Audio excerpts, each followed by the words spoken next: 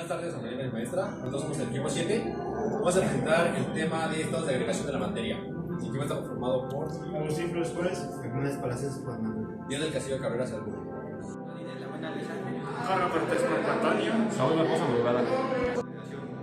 Los estados de la agregación son fases o momentos que se presentan las distintas sustancias conocidas de acuerdo con las fuerzas de una unión entre las partículas que se componen.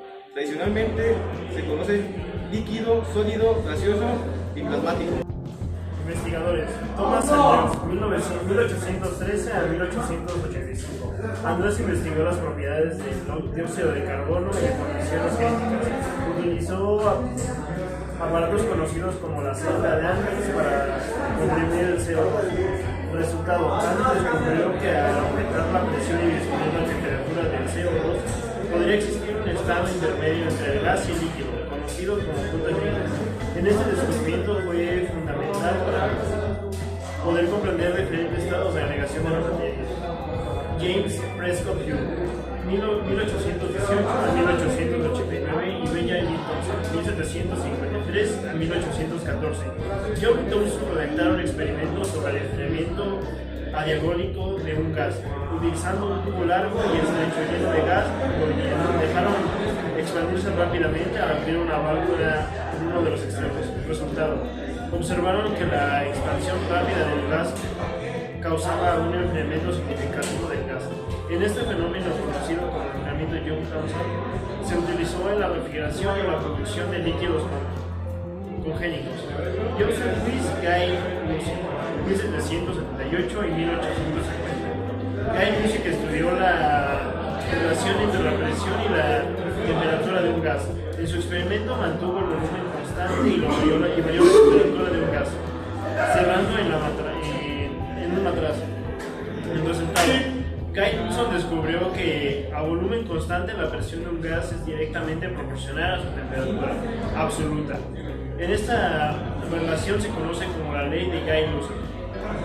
Robert Boyle, 1627 y 1691. Boyle es conocido por su trabajo en la relación entre la presión y el volumen de un gas. En su experimento utilizó un dispositivo conocido como jaula de Boyle para medir el volumen de un gas a diferentes presiones. Resultados: Boyle descubrió que a una temperatura constante el volumen de un gas es inversamente proporcional a la presión ejercida sobre él. Esta relación se conoce como la ley de Boyle. En este experimento vamos a presenciar el cambio de líquido a gaseoso. Esto sucede porque los elementos contienen azúcares, pigmentos y ácido fosfórico y agua carbonatada. El carbonato puede estar en solución y puede convertirse en gas. Las burbujas que vemos que salen del refresco se llama dióxido de carbono. Ese gas se encuentra en equilibrio químico con la solución. Ese equilibrio depende de la temperatura, la presión y el pH y las sales que están disueltas. Al agregar sal al agua dulce, aumenta la concentración de este mineral. Mientras más sal se agregue, llegará al punto donde la densidad del objeto es superada por el agua salada.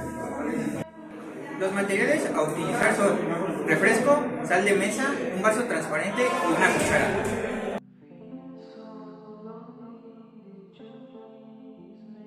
Los pasos a seguir son la preparación del vaso, al asegurarse que el vaso esté limpio y seco para evitar cualquier contaminación del producto. El llenado del vaso, ya que se debe de vertir una cantidad suficiente de refresco o agua mineralizada en el vaso, dejando el recipiente para evitar derrames. Observación inicial: se observa que el refresco o el líquido en el vaso y se toma nota de su apariencia, ya que no debe tener ninguna reacción al momento de ser vaciada. Después es el agregamiento del detonante, en este caso sería sal o cloruro de sodio. Con una cuchara agrega un poco de este compuesto y ya después seguiría el mezclado. Se trata de mezclar bien todos los ingredientes para observar cómo funciona o qué reacciones suceden tras hacer esto.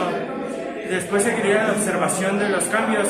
Después de agregar la sal o el cloruro de sodio al líquido anteriormente vertido, se observa que el refresco pasa de su estado líquido a gaseoso. Esto se debe a que los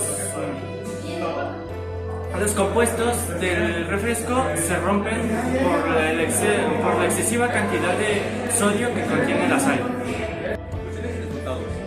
En este experimento, al agregar la sal al refresco carbonatado, se pudieron observar los efectos. El primero, la liberación de burbujas. La adición de sal al refresco provocó la liberación de dióxido de carbono en forma de burbujas. Esto se debe a que la sal actúa como nutriente, proporcionando sitios para que las burbujas se formen y se liberen más fácilmente. Momento de carbonatación. Es probable que observes un momento de carbonatación del refresco después de agregar la sal. Eso significa que hubo más burbujas visibles en el refresco y una sensación de efervescencia en la boca al beber. Efervescencia inexplicable.